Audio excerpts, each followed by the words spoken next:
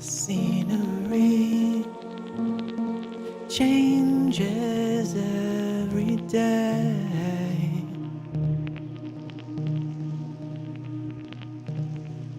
The scenery circumvents the way.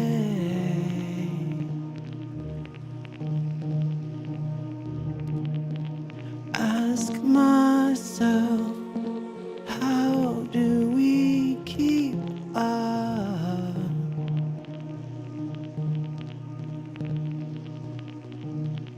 Ask myself,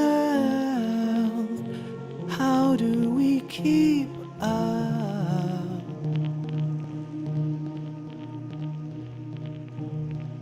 The scenery changes every day.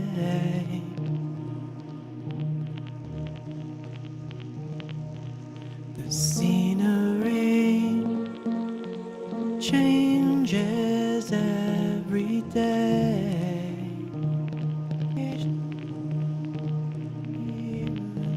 I ask myself,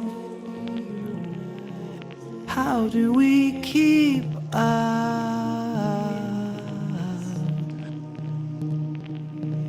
I ask myself, how do we keep up?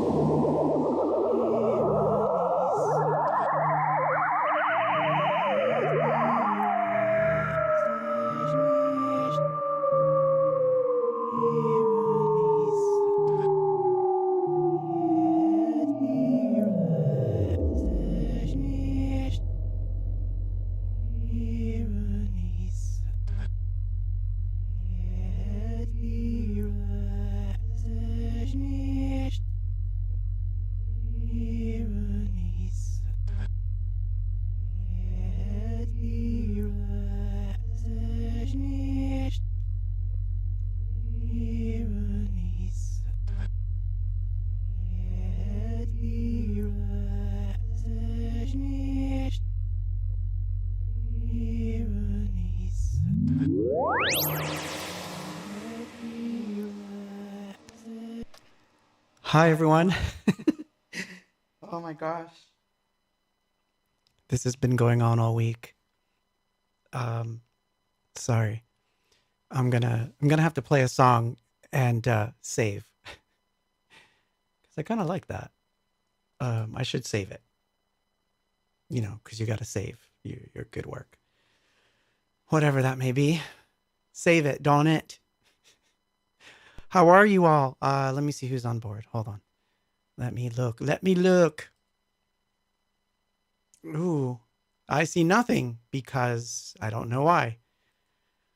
Aw, my favorite thing on Friday night too. That's good. That's the first thing I read, and that made me feel happy.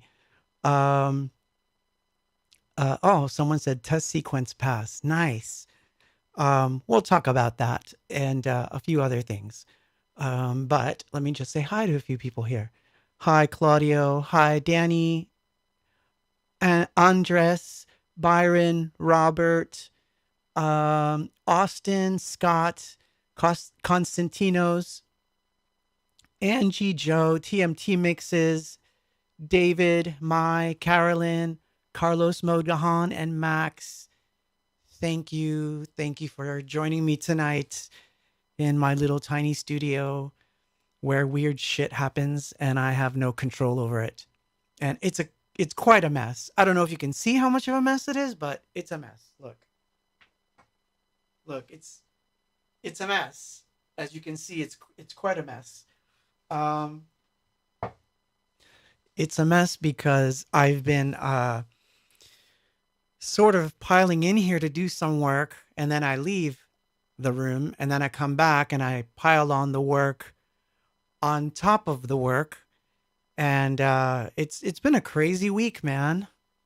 One of the craziest, I must say, um, but in a good way. So here's the skinny. Um, well, I don't know. I don't know what the skinny is, but well, I am happy. I am happy. Thank you. Thank you for noticing that I am a little bit more chipper, even though the songs I'm going to play are not going to be so chipper. But I know, right? I got to clean it. I'm actually quite OCD myself, Scott. So if I don't clean this room, it's going to get worse. But the problem is that I'm working on stuff and that requires rewrites of lyrics, which, you know, like, well, I can't show you actually. That would be bad. But you just got to take it as a given that there's probably about 10 sheets of paper around me with revisions of lyrics, which answers a very interesting question that I was asked recently on Twitter. Um, I wonder if I can pull that up. Can I pull that question up? That would be funny if I could. Not sure, not sure. Um, not finding it. Of course, when I need it, I don't see it, right? But, oh, here we go. See, I found it. Look, I'll show it to you. Ah, it's nice that I can capture these things sometimes. But there it is on screen. See, this is why you should actually ask me questions on Twitter. I might just like pull your question right up.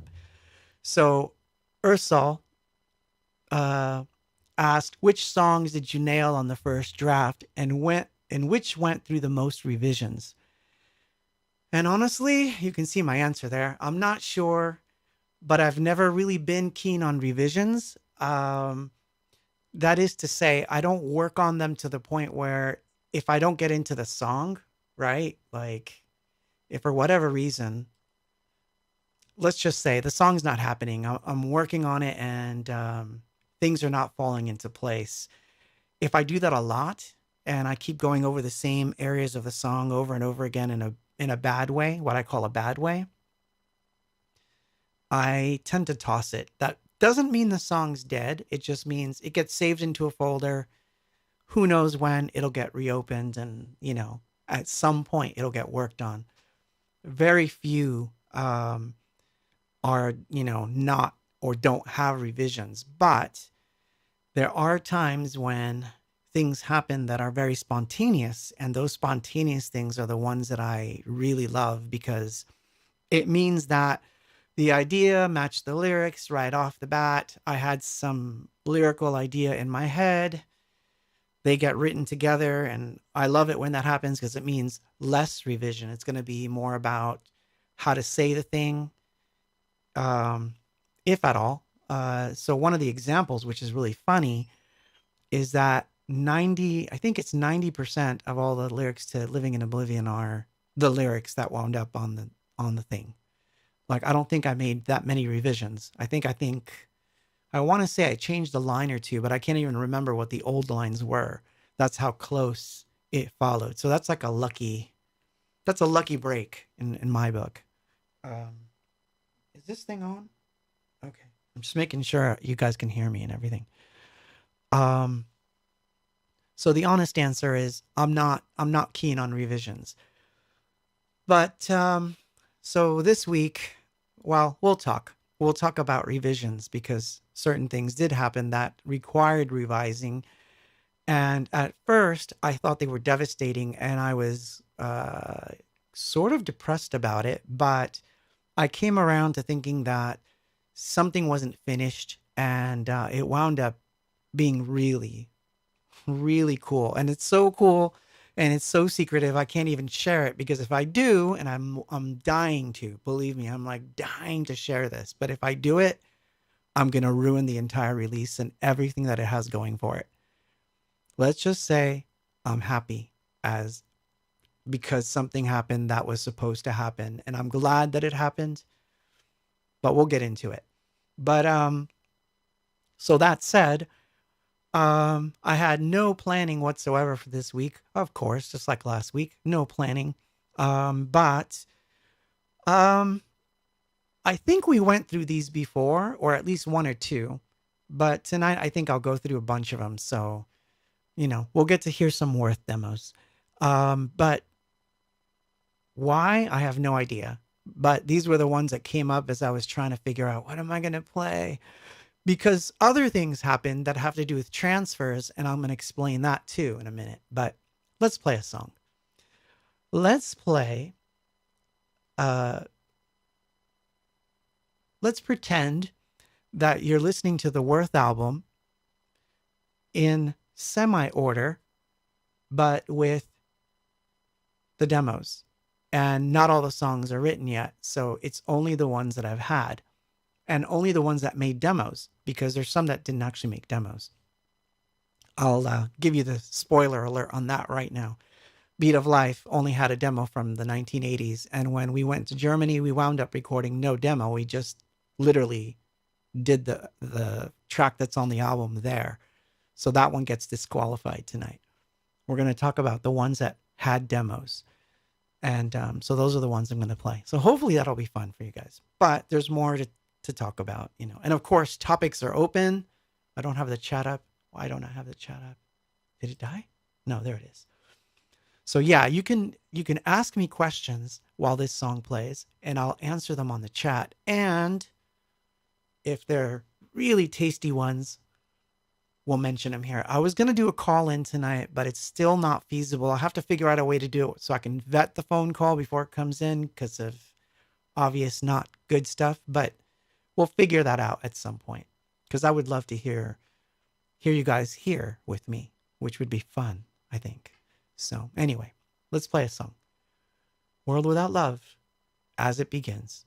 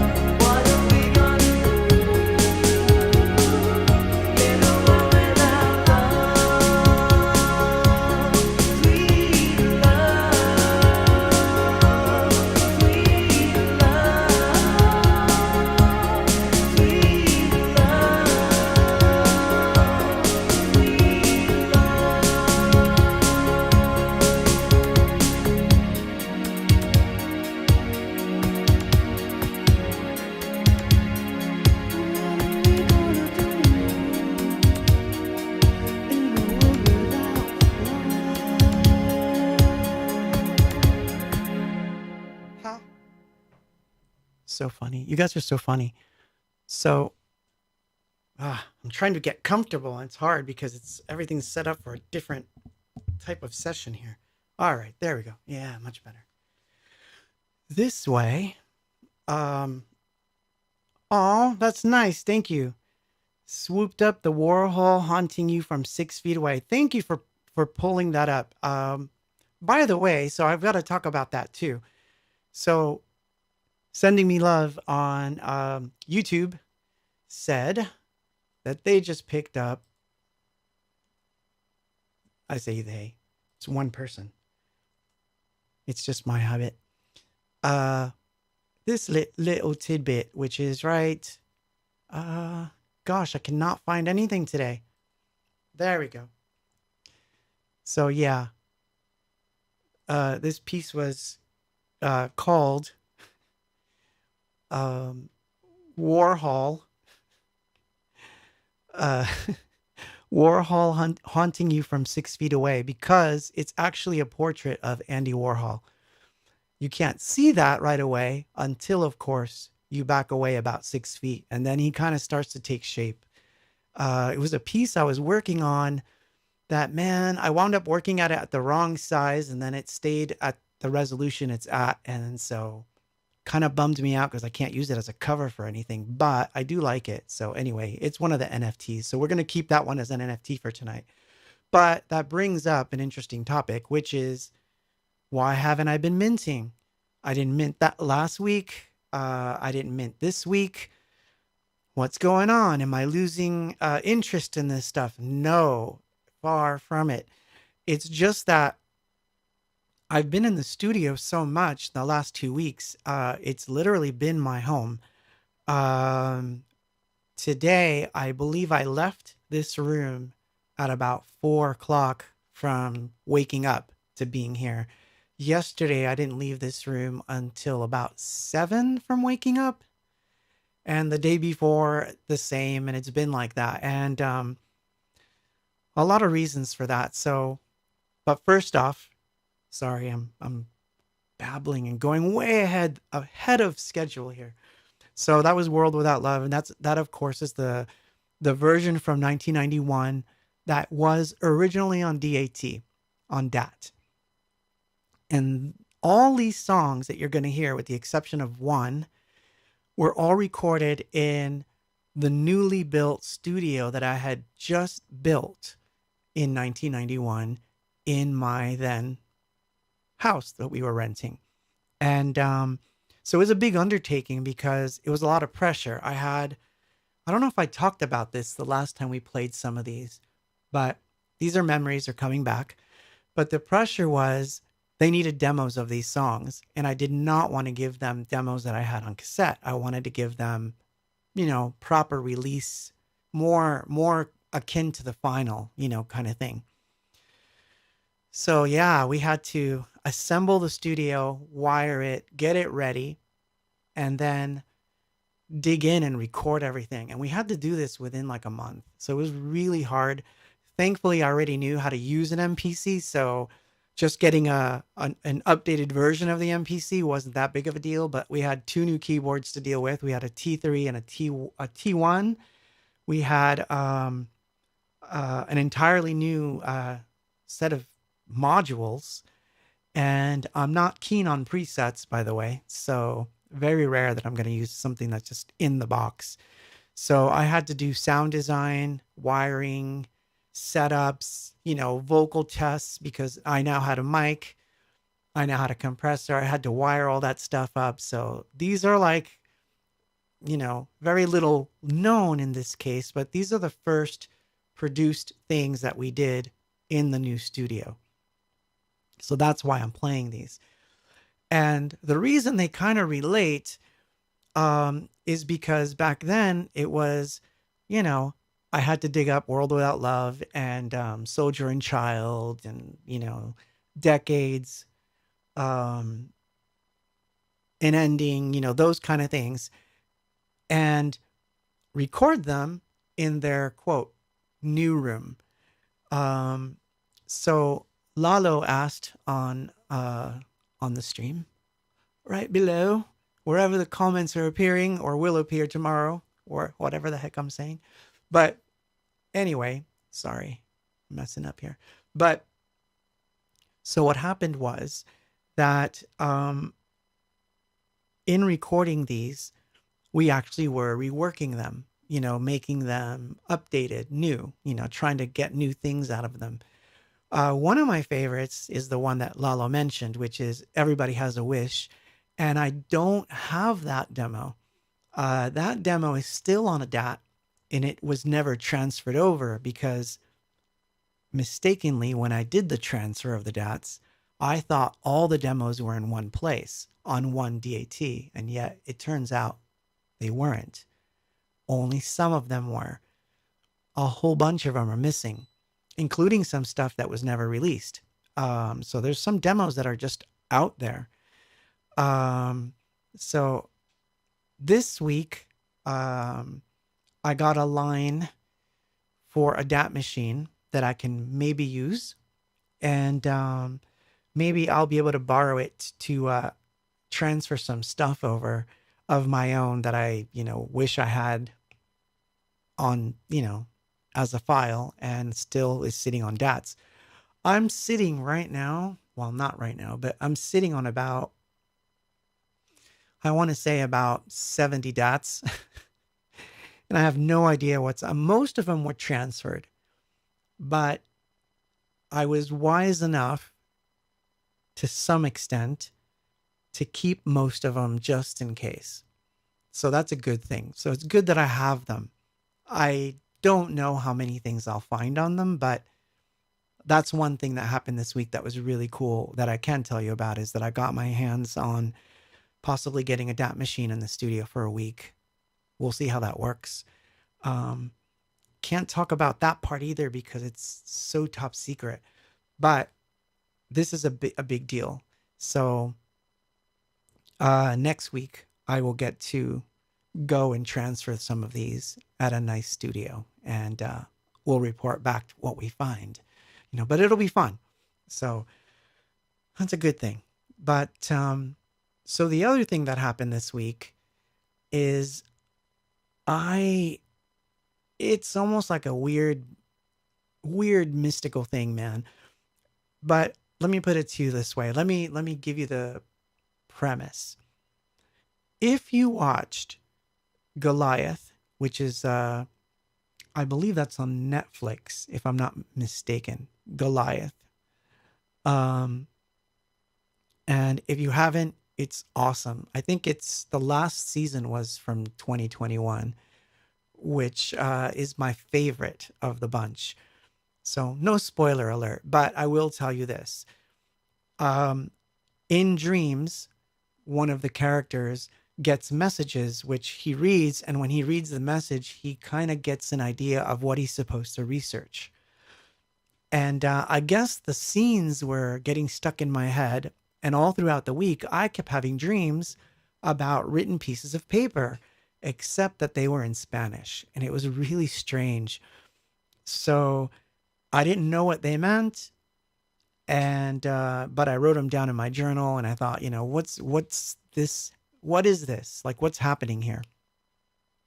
I got to stop watching Netflix. That was the first thing I thought of. But what wound up really happening was it opened a little door that while I was driving, and in fact, I was going to get my car in smog checked, which it didn't pass. Bummed about that. Different story, different day. But at any rate, there I was, like, with this weird idea floating in my head, like, oh, you gotta go record that right now, like today. So I came home, I started to arrange it, I started to put it together. By the end of the day, I had recorded vocals, I had mixed it, and I literally was flabbergasted because I have no idea what this is and where it fit into anything. And then at the same time, these other things came up about running order. Yet again, the running order game. And as it turns out, it all worked out. I listened to the whole thing yesterday in its entirety, and I can now say it's really a mini album. It's not really an EP anymore. And I got to thank you. Thank you. And I think it was you, TMT Mixes, very specifically. I have to thank you for this. You mentioned last week, or it could have even been the week before. That's how my brain works. But time travel thing, backwards, forwards, and, whatever. But what happened was that you mentioned that you miss having B-sides. And that's one of the things that was driving me crazy was this EP, and I'm not bragging, is coming out really good. And I kept wondering, what am I going to do with EP number 2, which I don't feel is as strong as the first. It's almost as if I put everything into the first and the second one is kind of lacking now. And it's not that it's a bad thing, because obviously you can't, you're never going to get it exactly right where you have to have 2 amazing things. It's not going to happen. So I kind of knew that going in. So the first idea was split it up and put, 2 of the most popular songs on EP1, put 2 of the other popular songs on EP2, and that sets it up so that you have, the popular songs on each. And now you have these other songs that are not as strong, but I don't like using the word fill up the space, because I think all the songs are good. But it's just that time period where it kind of shifts between one thing and another. And it's like, will it work? Will it not work? In the end, this is what I've decided. So I'm going to tell you what I decided, but not until I play a demo. So this demo, sorry, right? I just totally was going somewhere and then but it'll come back. I swear. We'll enter that territory when we get to it. So yeah, it's somewhere in our brains, and those abilities are there, and we just have to unlock them, which is a really big deal to me, because I'm always thinking about these things. You have to remember, this is the realm I spend a lot of time in. This physical realm that we're in is one that I live in the least. I tend to stay a lot in here. So it was a welcome companion for the work, and I really enjoyed it. And it turned out to really do crazy things this week. But anyway, this song is not Unworth. This was one that was sort of tied to Soldier and Child. Or rather, when Soldier and Child was written, I thought it's going to tie in perfectly with this song. But we wound up not taking this to Germany, and we wound up not even recording it proper on DAT. So this is the only one that's coming off cassette.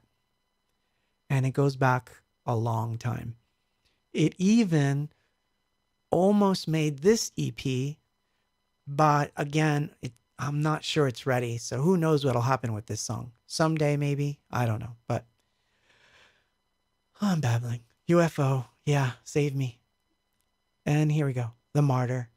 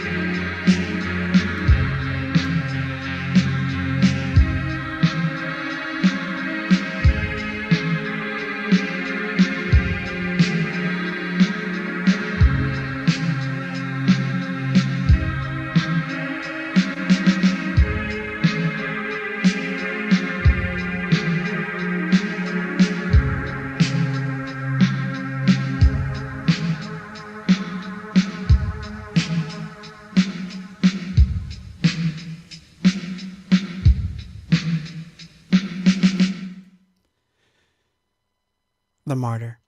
Um, so yeah, I tried redoing it, and a lot of it has to do with the sound design aspect of it.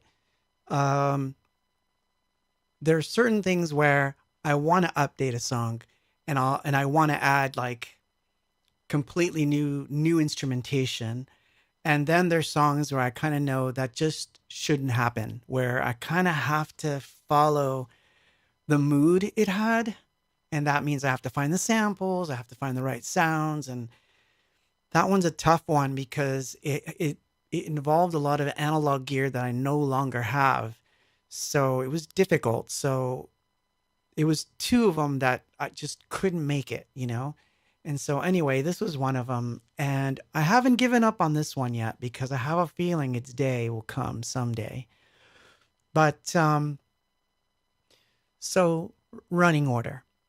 So this would have been track two, right, on Worth, if the running order had been based off of these demos.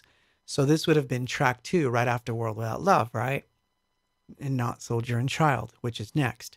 But so so yeah, number one, getting those DATs and transferring some stuff is really cool. I have, like I said, a lot of them that I would like to transfer.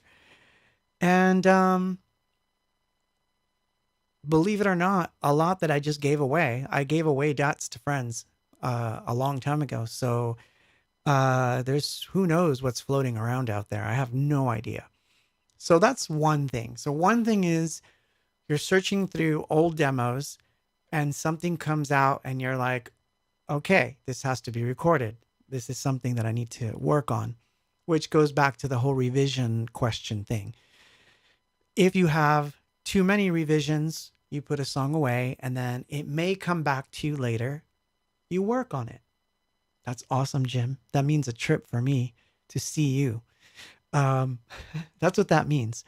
That means Claude transferring stuff from DATs at gyms with tacos. That's what that means. You realize that, right? So, yeah, I'm inviting myself. Look how quick I was to be the taking advantage of that. But anyway, I need to find myself a working DAT machine for myself. And I'm still on the hunt for the stereo VCR because I still have tons of video that I have to transfer. And that's another thing I'm digging around for this week is like, scenes from the past, these kind of things, because I want to kind of, do that. I'd love to come to Portland. So it's funny. I answer here, but that's because the chat's there, but the person's right there. So yeah, I'd love to come to Portland. I would. I would indeed. I would enjoy it. But so alas, it's been tough to find a DAT machine that's working and a way to transfer the stuff over. So all of this has not been easy. So in one corner of the universe, a door opened where I could use one for a few days, and something good may really come out of that. So that's good. Give me the good vibes on that. And then this happened. So I was waking up every morning, practicing scales. Yes, stupid scale stuff, just running up and down the keyboard with, trying to play piano. And I wound up writing two songs. And then I was playing around with electronic stuff and I was trying to make this weird pulse thing. And the only reason that I was trying to make this sound was because I wanted to change the song order. So, can I tell you this stuff? Can I show you this? I think so. I don't think this will hurt.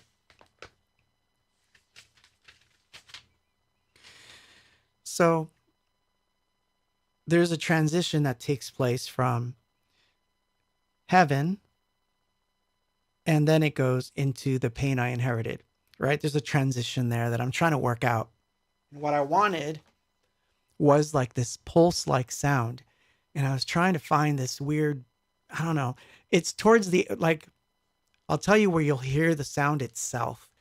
When this thing ends, when the stream ends, there's a sound that happens at the very end of the stream. It's a sound that happened by accident. I made it for the end of the stream, but every time I hear it, I'm like, I need to use that for a song. I need to find a way to use that sound for a song. And it keeps coming up. And I thought I would use it for this transition. And instead of that, I wound up writing a song that goes into a separate section of the EP and basically created a song. And I was like, oh my God, what am I going to do with this? Like, why did this happen? And then it was that weirdness that happens. Like, are you just overcompensating? Are you like second guessing yourself? Is this something that like doesn't need to be here? And are you just screwing this all up? And I went into this like deep, like downward spiral of like notes. I don't know. I think I got like 10 pages of notes in there. And so what happened was I wound up doing like a semi-mastering session, working this in.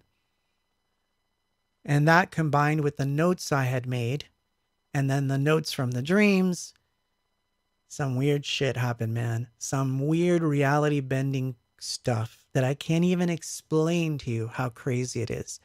But I'm going with it. It's going to happen. I'm just going to keep going with it because I listened to the whole thing last night and I was like, can I pinch myself? Because I was like, yes, this is happening. But it changes something. There is no EP2. EP2 is not going to happen. But that's not a bad thing. EP2 only had 4 songs. So those 4 songs are now going to become B-sides for the singles. And so there will be B-sides now. So now I get to work on those songs as B-sides so that every time one of these singles is released as like, let's say a limited edition CD or a limited edition, thing, we will now have B-sides. So that's what I have to thank you for, TMT Mixes, because you mentioned B-sides. And now I realized where those songs really should live are as B-sides. So now we have a mini album. We have tentative release, a plan that is so crazy that if it works, it's going to be insane and people are going to come after me. And we have B-sides. So it's all going to be cool. It's all going to be rad. And so it's going to bring a little excitement into my life because then I don't have to treat EP2 like a major release, like, oh my God, I have to work on an EP while this one's out and promote this one and try to, it's like they're going to now work in tandem. And that saves me a lot of time to write new things, which keeps coming up. Like I keep writing.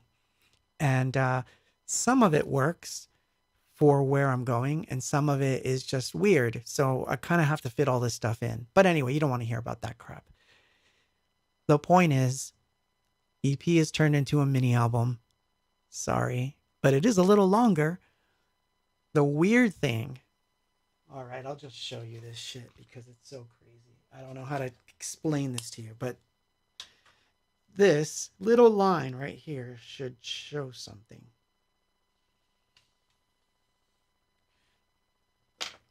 So there's a division line right there between the titles and the way that things worked out. And you know what I wrote on that title line? That's side 2. That means that based on the timing of this thing, which I timed it, it winds up being almost 5 tracks aside as an LP, meaning it could go on vinyl. So that could happen now.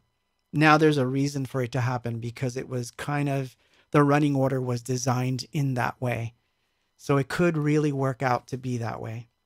So that's kind of cool. So it's very possible, very possible.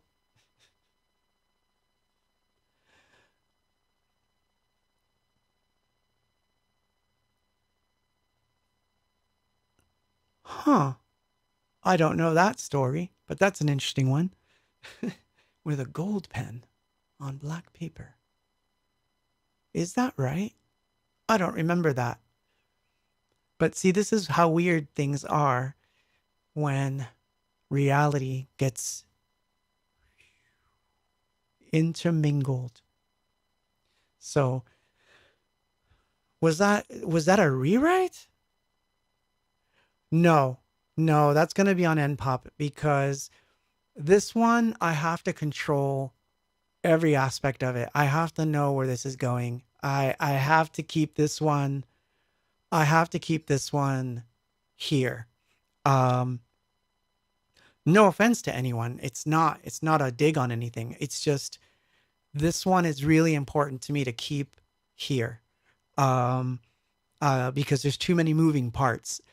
And believe me when I tell you, there's a lot of moving parts. There are some stuff that's going to happen. Wow, this is crazy stuff, Christy. I don't know, man. That's weird. I don't remember this at all. So that's so crazy. If you have a picture of it, you should scan it. But you said you lost it? Oh. I'm hoping that it is for this year. I'm hoping it is. At least the digital. I can't say vinyl would be released this year. It would be impossible because, quite frankly, the vinyl might take a long time. But the cool thing is that it works as that. So that means we can do a limited edition CD. We can do the cassette thing, which I planned, which is gonna happen. I'm sorry, Christy. I'm sorry you lost it. That sucks. Which I would have liked to have seen that. So anyway, I'm happy about these weird happy accidents that happened. And believe me when I tell you this, you will too. You're going to understand why really soon. Especially when you start to hear it on Spotify in particular. Because there's something that's going to be a little bit different about the Spotify release than the one on Bandcamp. That's not to say that you're going to get cheated. It's not that at all. It's just a little caveat that I can't quite tell you yet, but let me tell you, man, it's going to work. It's going to work. Or it's going to go incredibly bad, really, really fast. But anyway, Soldier and Child. Oh, UFO Cam, Soldier and Child. Stop talking.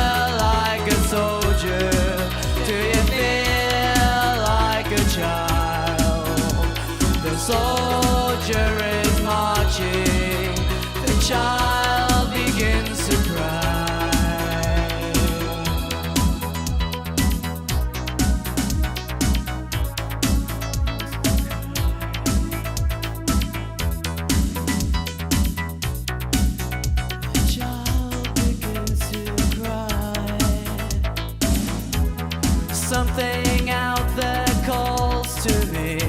Can you hear the voices? My existence cannot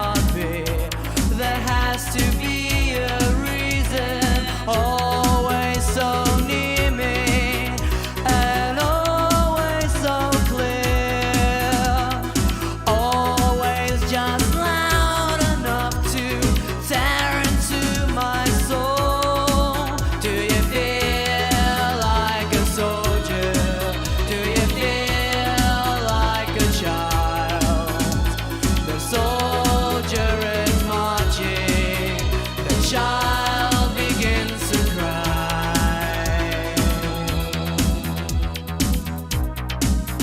The child begins to cry today. There's no way we're going to live throughout this loneliness inside. It fills my empty eyes.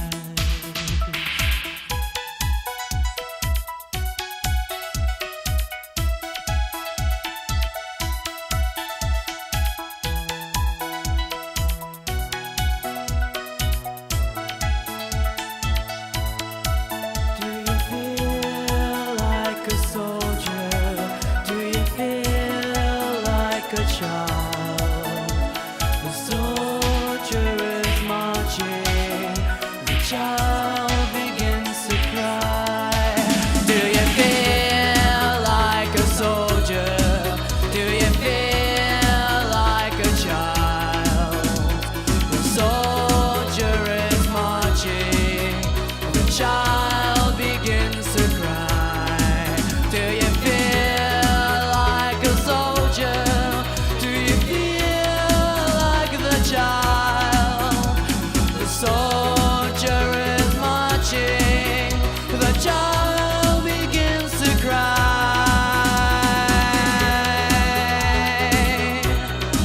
Oh, the child begins to cry.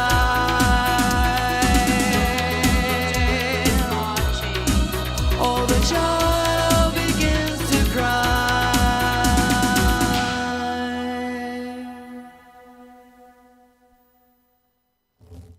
He just wanted to say hi. He kept looking at me like, put me on camera. I don't know. I have strange relationships with inanimate objects because I'm nuts, and that's okay. So, soldier and child, someone made that for me. Someone made this for me, by the way, and it has a star in the back. Like, I get really cool gifts from fans, man. This is like one of my favorite things. And he didn't just make one, he made two. The L2 robots. Just for me. So I keep them on my windowsill to fire inspiration at me when I'm sitting here. And it's been working. I don't know if you guys know this, but there's a butterfly on one of my cables. And there's another robot on my keyboards. And I like having them around. I like having all these little trinket things around. But anyway, to answer a question, so Bill Warren asked me, what do I think about Depeche Mode making a new album? A, I did not know they were making a new album. B, if they do make a new album, I will be totally excited. What I hope they do, though, is that they have fun with it. Not because it's going to be weird. I mean, Fletch is gone. So, I don't know. It depends on... I can't judge it. All I'm going to say is I just hope they have fun with it. You know, I think that's the most important thing, that they have fun with it. If they genuinely get together and say, let's just make some noise in the studio and let's try to, try to do something really cool together, in memory of all our friends and, and for the fans and if it becomes like a really special thing, I'm all for it. If it's like a contrived, we want to make money so we can tour, and this is what's hot right now, so we're going to try to follow this path of, whatever this is, whatever that kind of stuff is.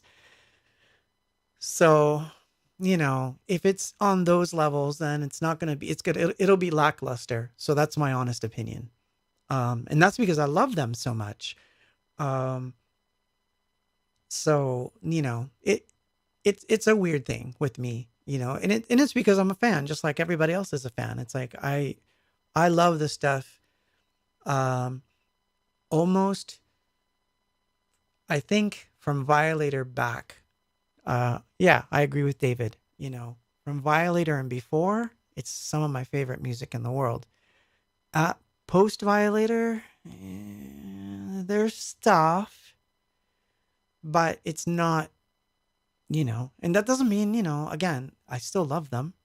So I'm excited, but at the same time, I look at them differently than and this is going to sound arrogant, and I'm not trying to sound arrogant here, but I know they think the same way. It's like if you ask them, what do you think of Kraftwerk doing a new album? They'd probably say the exact same thing I said. Oh, I'm sure it'll be good, because they're in their own world creating their own thing. They're not as concerned with what everybody else is doing because they're worried about what they're doing. So I think on that level, everyone, you kind of, that's how it goes. There's certain people like, once in a blue moon, I'll hear something and I'm just like, oh my God. So I'll give you an example. Like the other day, so I've never really been a big Aphex Twin fan. Like I've never been, like, really. I like all the stuff that was out, like that was on the radio, or, very little, but the stuff that was on the radio, it wasn't my thing. And I thought the videos were really cool, but as far as the music goes, I didn't think anything of it. And then I heard all the weird stuff that he released from Soundcloud.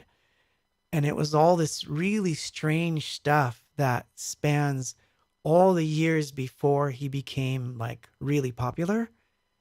And I was listening to some of that stuff and it was like, this is amazing. So I was really enjoying it, like a lot. So it comes and goes. There's ebb and flows of like where there's going to be something that's really old that gets you, or something that's really new that gets you. And there's this mosquito that's trying to get me. I will get you. Funny. He wants my blood, he does. Bloody mosquito. But, so yeah, I wound up writing yet again. But I find myself with a little more time during the day now, which is interesting because I think, a lot more creative things are going to happen now. But yeah, it's been a strange way to kind of readjust to, just different workflows, I guess is the right way to, talk about it. But, oh, really? The Neon album. I'll have to check that one out because I heard only little bits of it. Yeah, exactly. OMD have been very brilliant since they got back together because you can tell they're having fun. In fact, I found an OMD album that I had in my car. I think that Modern Age or Modern Age. And I was listening to it and I was like, this is really cool. And then I wound up going back to Junk Culture and listening to that one too. So, all it really means is you will gravitate towards certain things. No, this is one that was like, I think it's from the 2000s, Jim. I thought I had it here, but no, it could be in that giant pile of CDs behind me. Because most people keep their CDs in cases, and I do this. This is how I travel with my CDs, because that's how I roll. That's the one. History of Modern. I really like that one. That was a sort of return to form, in my opinion, for them. So, so that's all I'm saying. So yeah, I'm excited. I didn't know. In fact, what's funny though is I had notes. Hold on, I did have notes about stuff I did here this week. I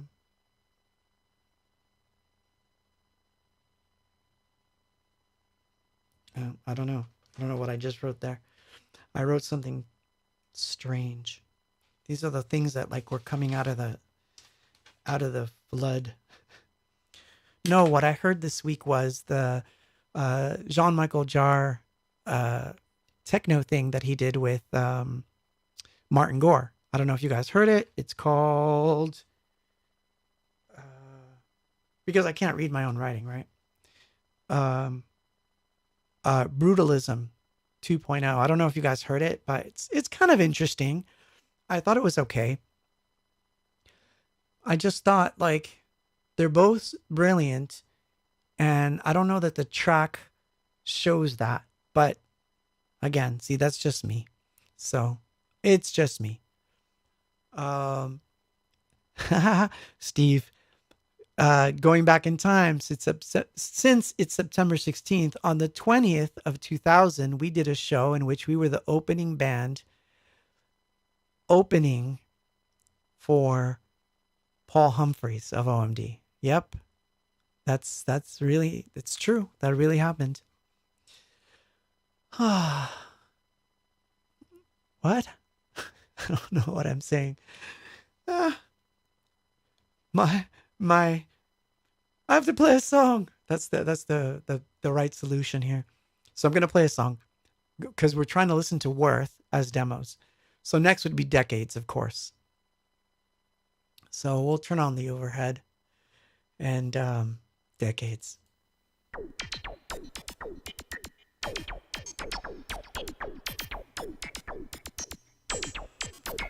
I hear a sound in the corridor, a screaming child I can't ignore. Goes on and on and on. I press my ears, I can't make it go away.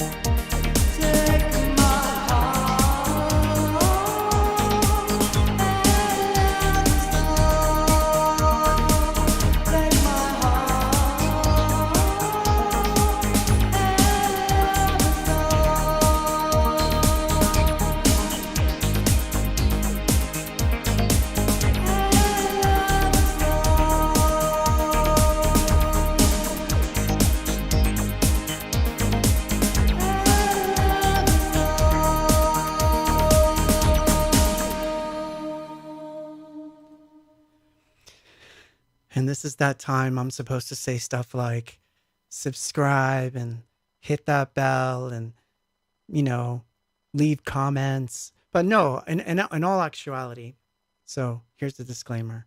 I'm not a YouTuber. I'm not going to become a YouTuber. That's not my goal. I am never going to do that.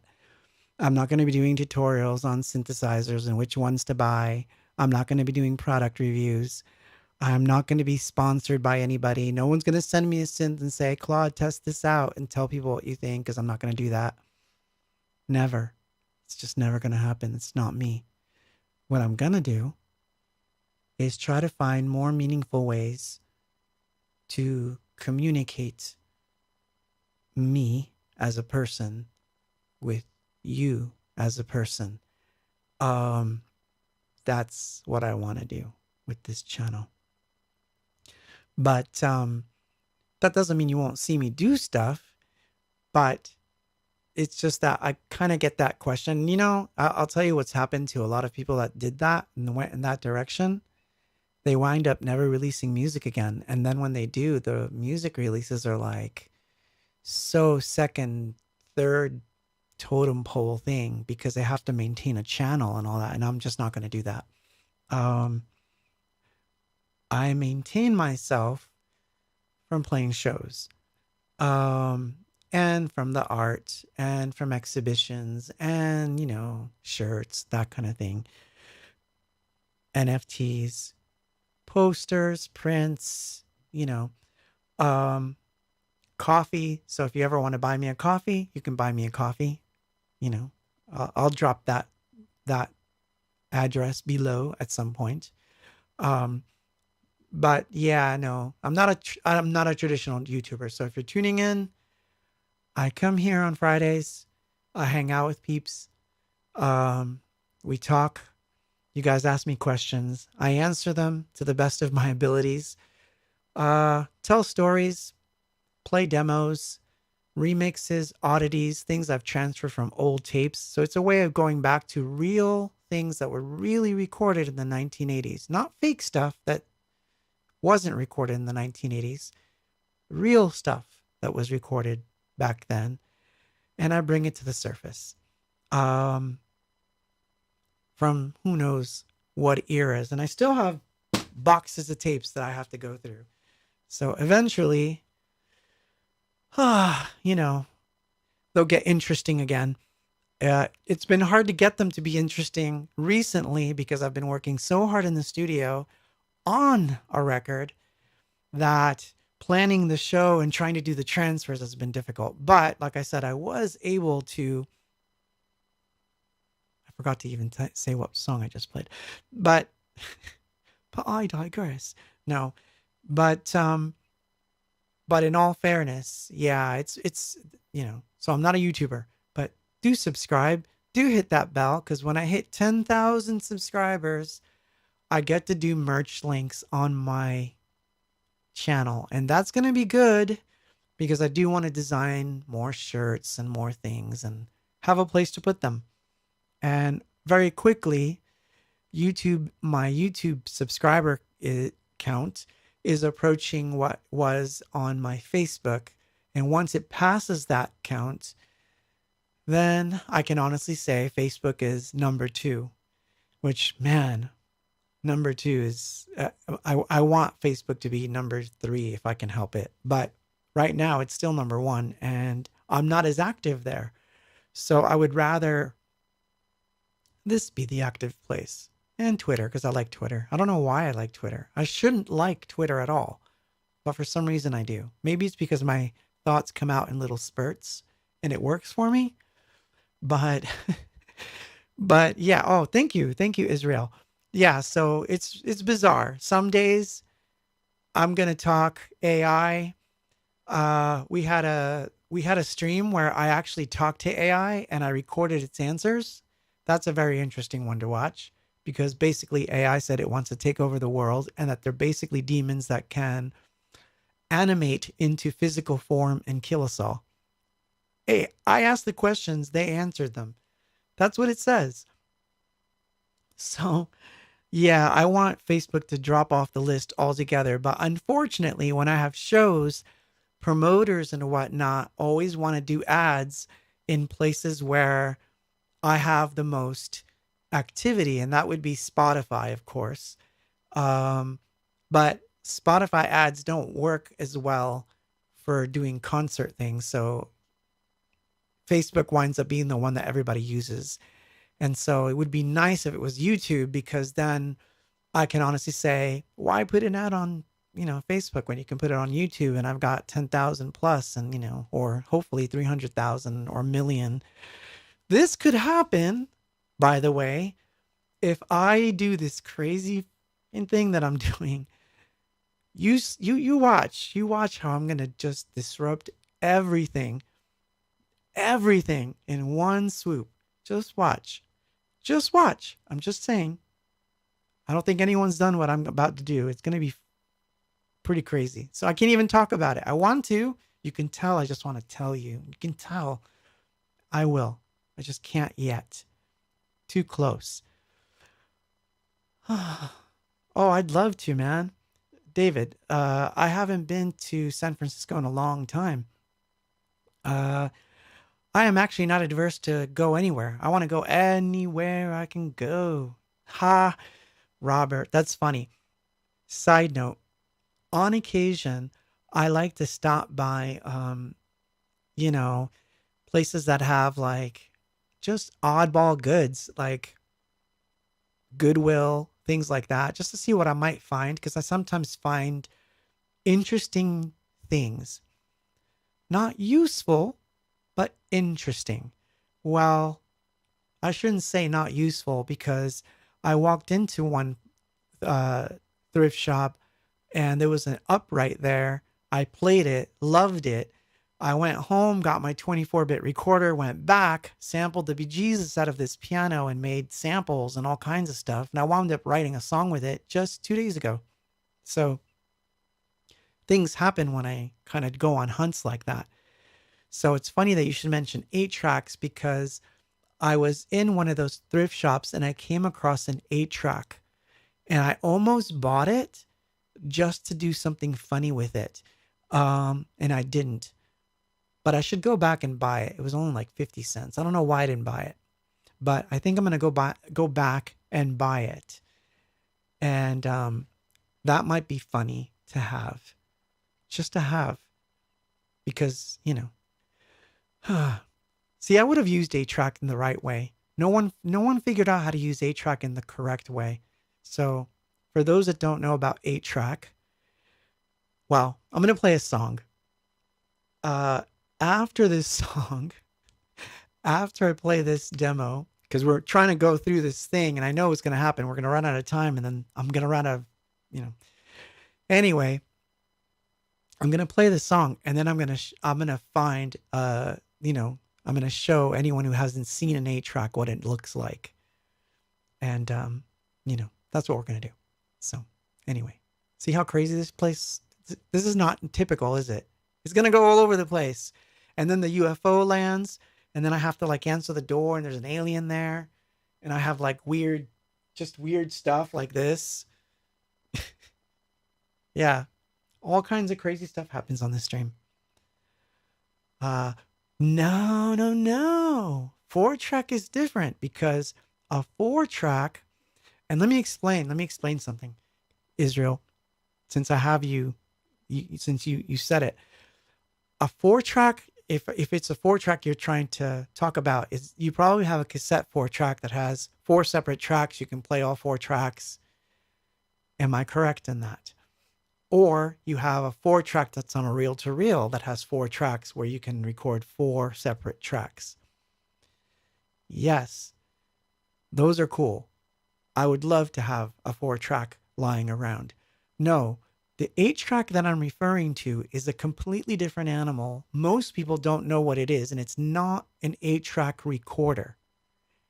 It's something else. But I'm going to play a song, then I'll come back.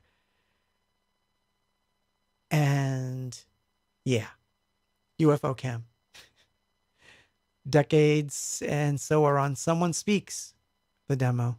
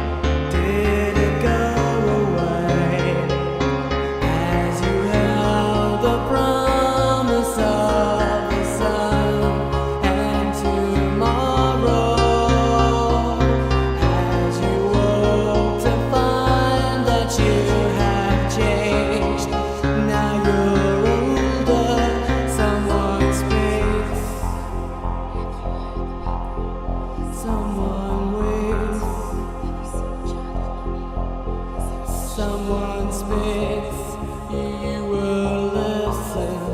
Someone weeps.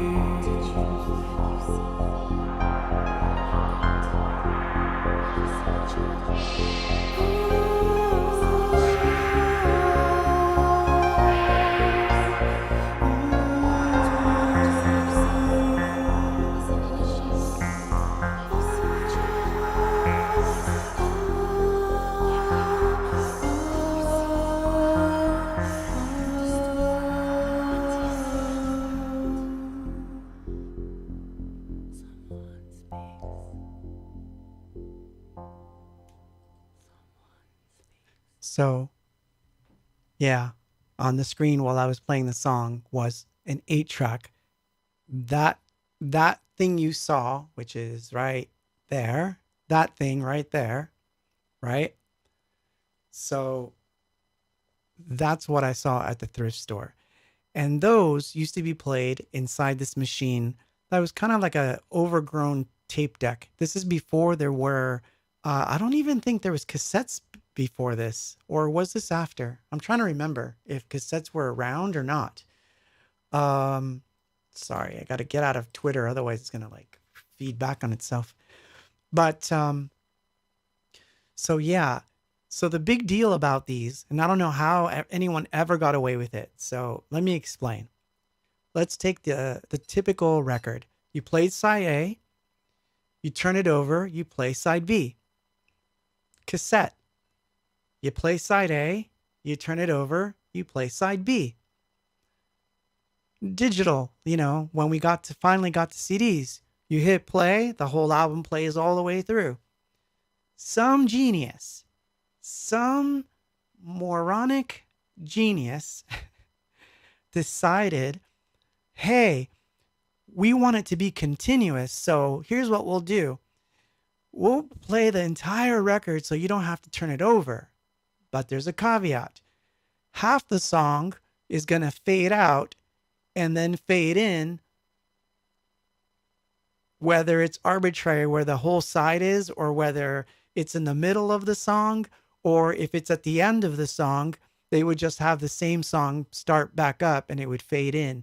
So it was continuous, but there was actually a visible audio gap that had to be played like a loop. So in a sense, 8 tracks were one of the first tape loops. They just happened to be very long. So here's what I was thinking.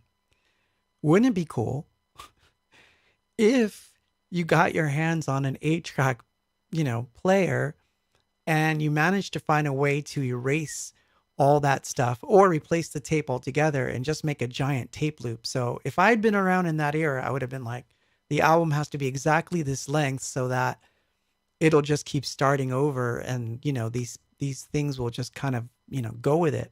So I've done that before when I've done CDs, where the last track, whatever the sound is, will come back to the first track. Fun stuff. But 8 tracks are funny because they were flawed from the beginning. They were totally flawed. They played at a very slow speed, by the way.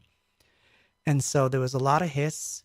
It was probably one of the worst formats ever created for music, period. And the reason they called it an 8-track cassette, by the way, was because you could only put 8 songs on it. I raised 5 fingers, but 8 songs. You could only put 8 songs on the darn things. So yeah, they called it an 8-track. Either that or it was 4 songs on one side and 4 songs on the other, but there was no side. It would just fade out. Like you would be listening to the song and your song would be getting, lower and lower and lower, and then suddenly coming up in volume, and you're like, what just happened? That's what an 8-track was. But I thought it would be funny to get my hands on one. And like I said, I was in the thrift store, and I saw one for about 50 cents, not the player, just one of the tapes. And I thought I would just buy it just so I could make some funky art with it. And I could take the tape out and then do something with it too. So I'm going to go back. I will get it. I'll get it tomorrow. I'm going to buy it tomorrow, and I'll have it for next week. That'll be my show and tell, my 8-track acquisition. But the reason that came up is because it was in the comments. But I was going to tell the story that when I was in the thrift store, I wound up sampling some stuff there, and it wound up becoming part of the EP. And then, like, this is why, like, I tend to let things happen the way they're going to happen, because whenever I fought it, it never works. So this time I'm going to follow my real instincts, and I can verify my real instincts by looking at my journal. So there's no disparity between whatever was in the brain and whatever was written down. I have it. So it's a big deal. Cool stuff's going to happen. That's all I can tell you. Meanwhile, in other parts of the planet, I have no idea what you guys are saying. You can find the NFTs for tonight on the link I just posted. But yeah, from the 1970s. Oh man. No, I wouldn't have anything to, answering Christy there, I wouldn't have anything to play it on at all. But it's the idea that just because it looks so cool, I can do some art on it, and I can take the tape out and I can do oddball things with the tape. There are things you can do with tape that do not involve having a tape player. That sounds weird, but it's true. I have many such devices.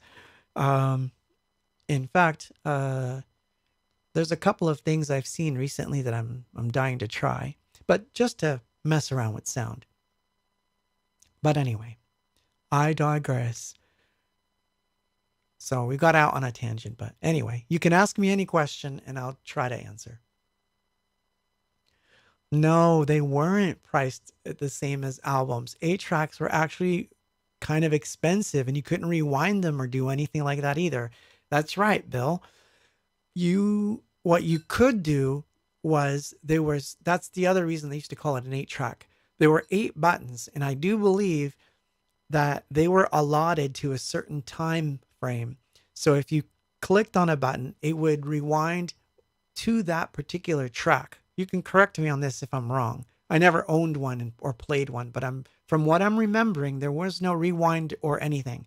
There was just play and a row of buttons. And I'm assuming that the buttons were to go to a track that you wanted to listen to. But again, the caveat was, if the track was longer or shorter, then you would hear a part of that track on another track. So it was a total disaster. And, in the end, cassettes won, obviously, and they were smaller and they sounded better and you could fit more stuff on them. And, but man, talk about a format that just looks cool. It just looks cool. It looks like something should happen when you pop it into, it's like you're thinking it's going to load some sort of program. I think of it like,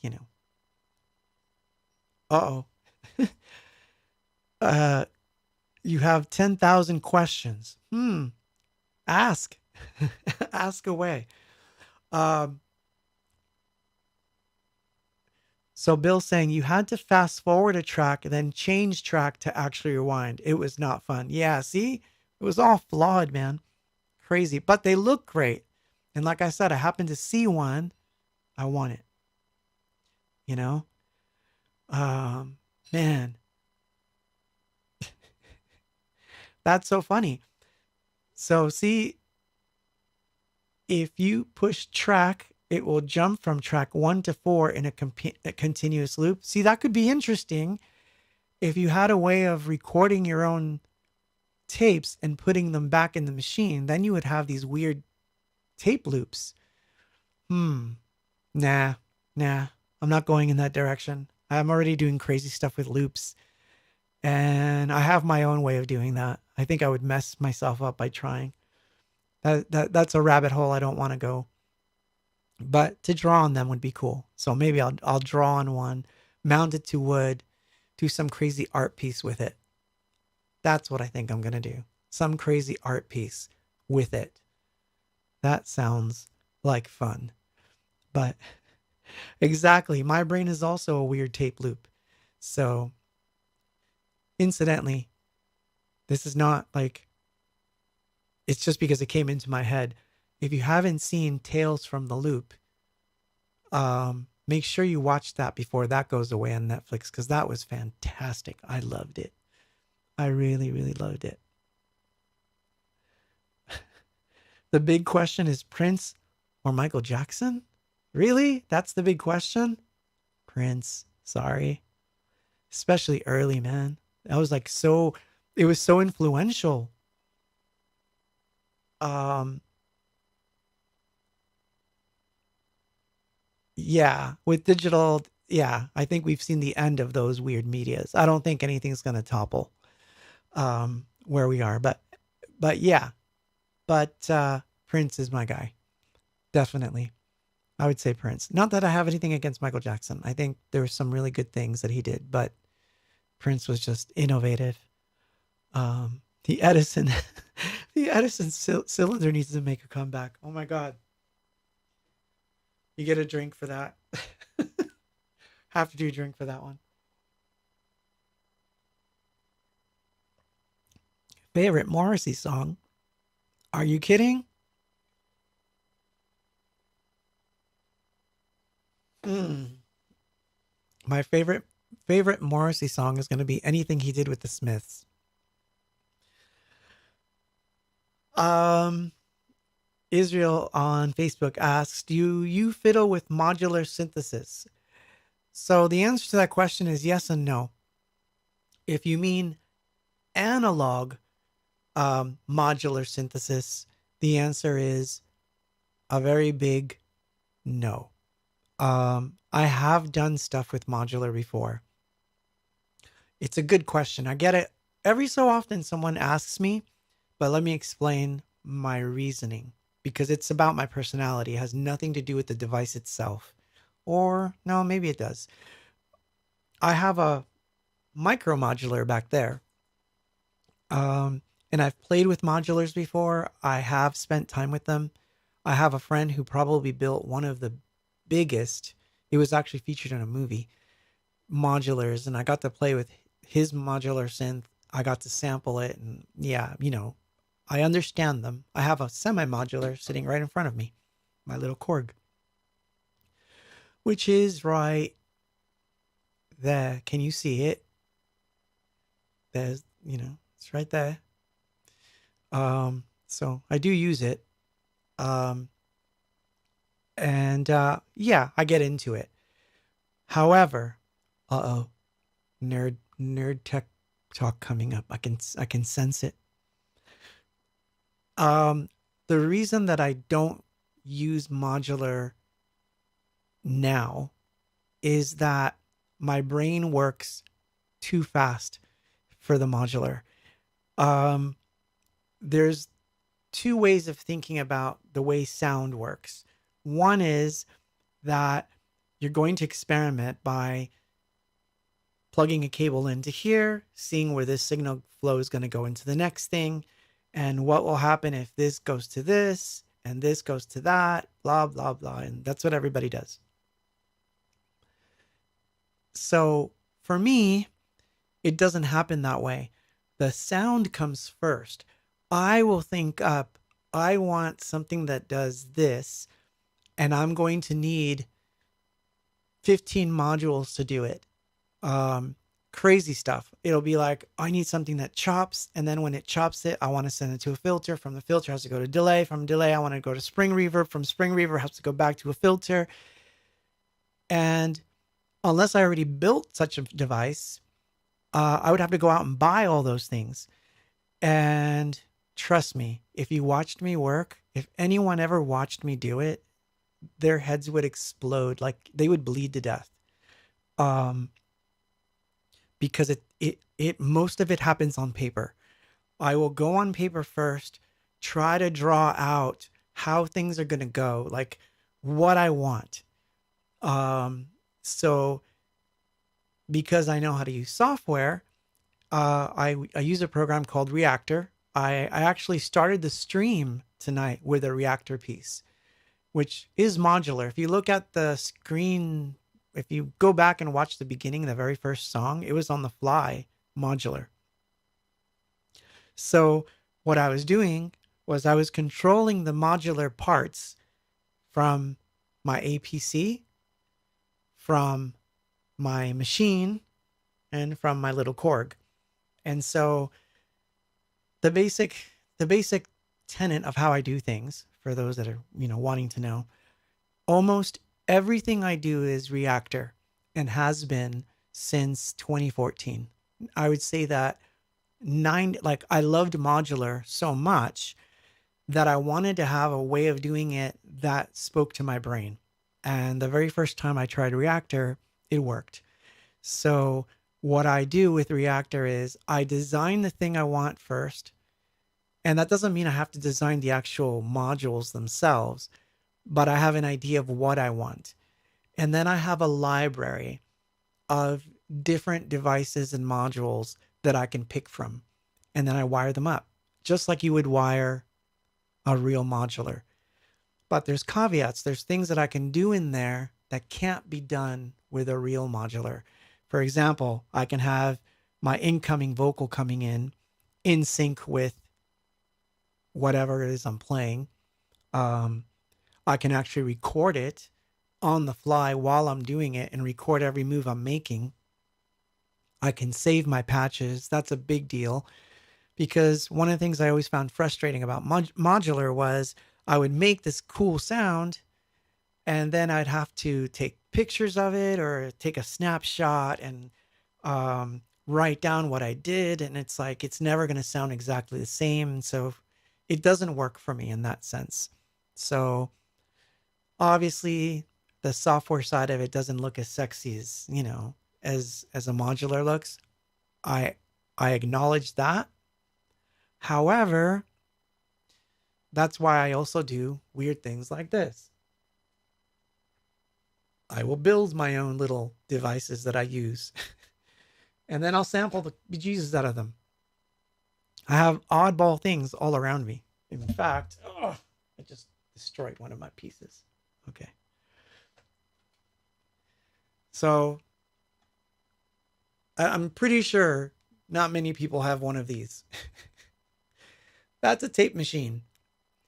And yes, that is a knob on the tape machine that changes the speed. And this is just there for looks, but it lights up. But my point is, I tend to mess around with oddball analog circuits. I have an FM radio back there that also does, police band stuff. And microphones galore. And I spend a lot of time making things that either then will get sampled or used in real time. So that's my thing. So it works for me. So, it works. So I like traditional synths that can have, for example, memory. Like I love synths that have memory in them because I want to keep the patches. Which is why, for example, I was a very early adopter of the ESQ1. It was not very popular when it came out, and it wasn't very popular for a while I had it. But it became like my thing because it just spoke to me. It's actually quite semi-modular. If you dig deep, you can see that it has a lot of different ways to manipulate a sound. So that's why I never got into modular as a thing. Now, put me in a room with them, and as long as I have a room to like record something there, I would probably use it. But as far as like me fiddling all day long on a modular, not going to happen. It wouldn't happen. So I'm going to play a song that was, that's a demo. I've only played this one once, I think, on the stream. And it's because it's a strange subject matter. So the last song that I played was Someone Speaks. And this next one was even darker. And in the end, we chose the correct song. However, this particular song is a lot darker. And it never made the album. And I'm kind of happy that it didn't make the album. It was, I think, it came from the frustration with the music industry, and it was a way of expelling negative energy. But yeah, not not good. No bueno. But anyway, I'm gonna play that one next so you can hear like the really dark side of abox. And overhead is on, so you can see the whole studio. And oh gosh, I can't believe I want to play this song.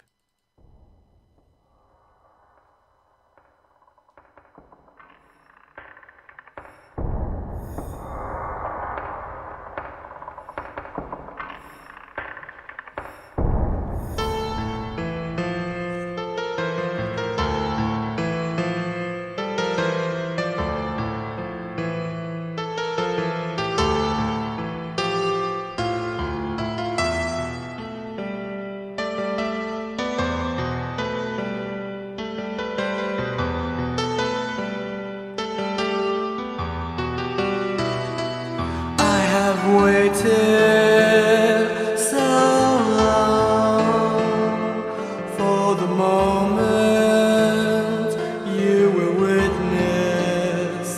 Yes, I've waited so long for the silence, no resistance. The time is almost upon us now. The sweat flows from my face. I remember the words that were spoken by you. Like knives they cut into me.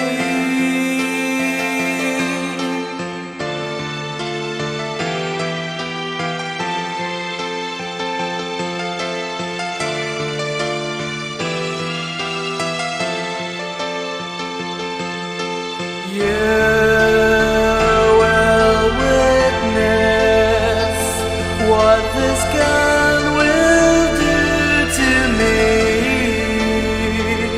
At this moment, I will wake up, and it will be a dream,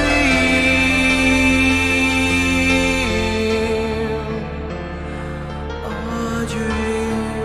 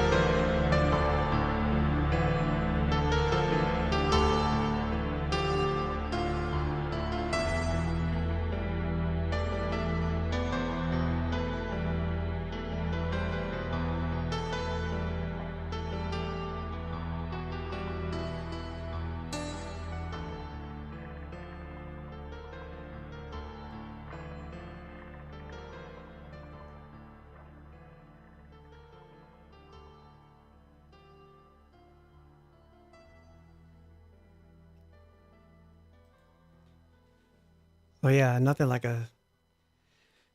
It's a strange song. Um, in the end, I think we chose the right one.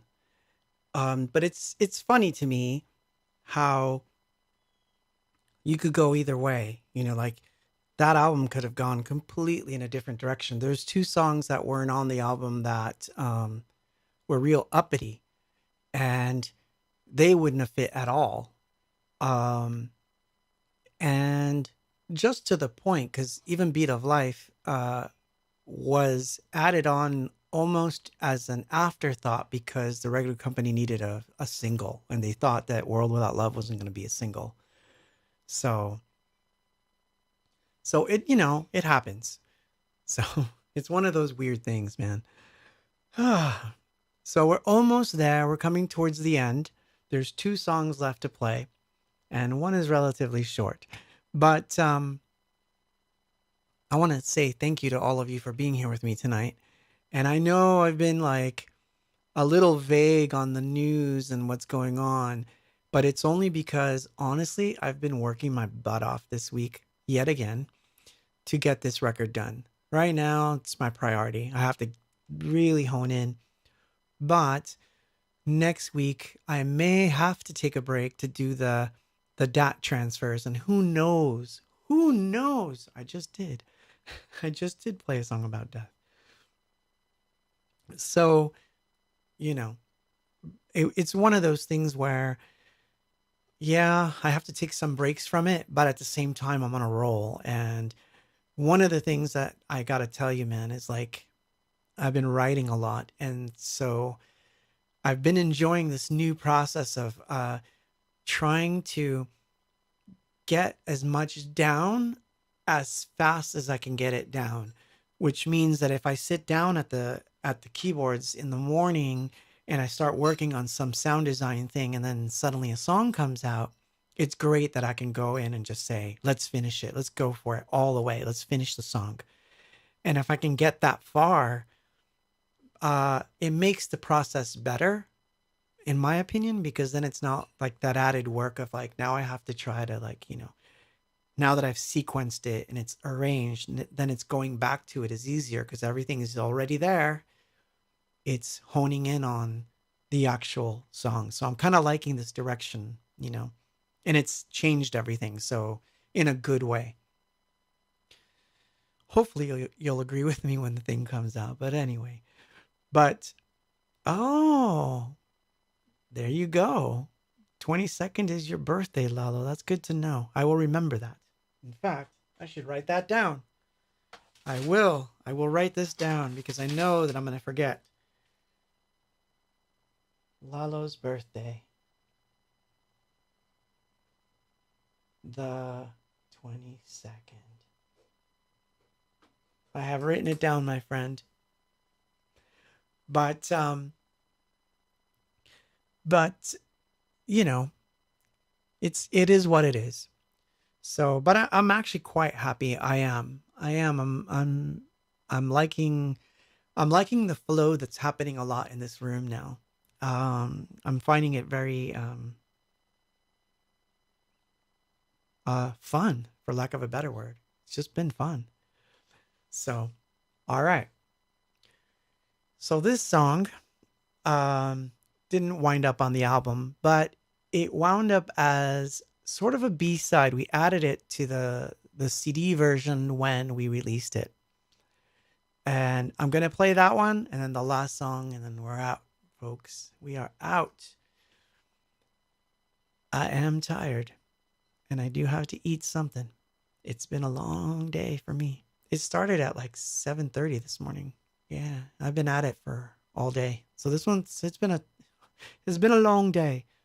Anyway, overhead on. Yes, subscribe, all that good stuff. Please find a way.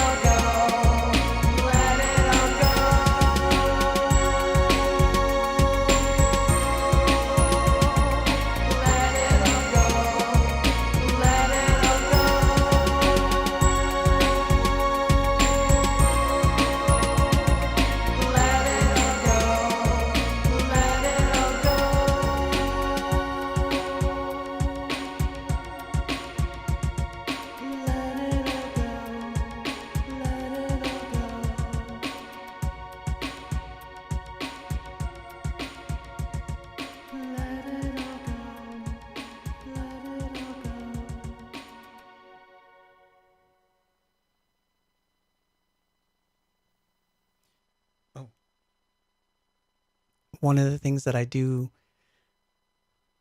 love to see is when all of you come together to give someone else a hug on the chat, even more than me saying anything, even though I can feel it. But I love it when you guys come together and do that. So sorry for your loss, Christy. It's those things are hard. I don't know. I don't know anything that I could say that would make it better. Just know that they're in a better place. They really are. So yeah.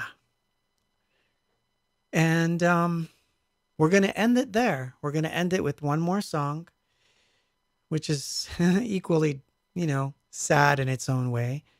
But my final thoughts on all this is that we started off with talking about song-wise, I guess we were talking about the idea of things coming to you from the spirit realm. In some way, you get messages. So keep an ear out, keep an eye out. You'll see something. It always comes, and it comes when you least expect it. It happened to me this week, and it was very odd. And it was so left field. And we've actually lost friends on this very stream. And for all of the, I know Claudio's here, and I know Claudio's thinking about what he knows exactly what I'm talking about. But we lost Fega here, and I still miss him. So, we understand. We understand loss here for some reason. It just, I don't think any of us can escape it. But I do find it interesting how those messages wind up coming through. I really do. It's just insanely interesting to me. So I don't know what, your beliefs are out there, but all I can tell you is if it's all in the head, if it's all mind, or if it's mind interacting with the universe, or if spirits are just floating things, floating around, whatever it is, there's a connection that takes place. This isn't our last stop. It's actually, it could be probably the first stop. I think there's a lot more to be done. So I want to say goodnight to all of you. Thank you for being here tonight. I hope it was interesting. And indeed, Joe, Vega Mensch lives in our hearts as well, and he's not forgotten. So I'm going to let you go with an ending, of course, the demo. And we're going to leave it there. And I will see you guys and gals next week. And hopefully I have more interesting things to share. I know this week's, again, the last 3 weeks have been all over the place, I know. But we're going to figure it all out.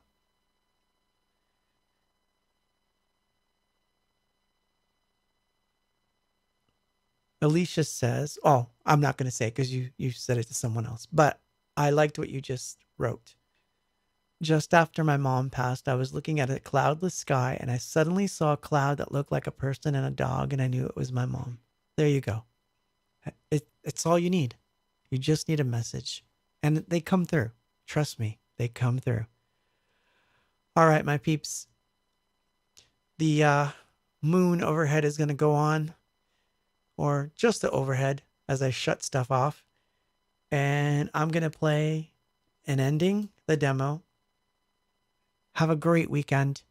Be kind to each other. Be extra nice. Anyone can see that this is over and I'm walking away.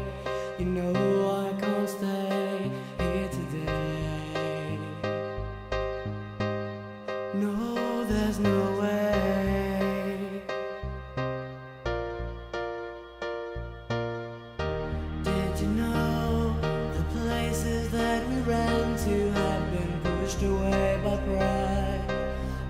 darkest side of who we are. We've gone too far.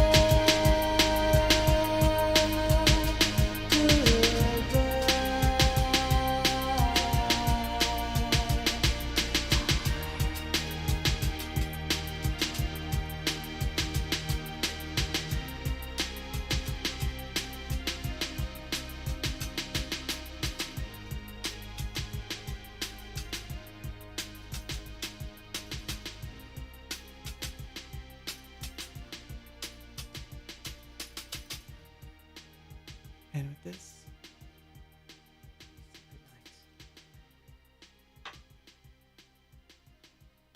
good night.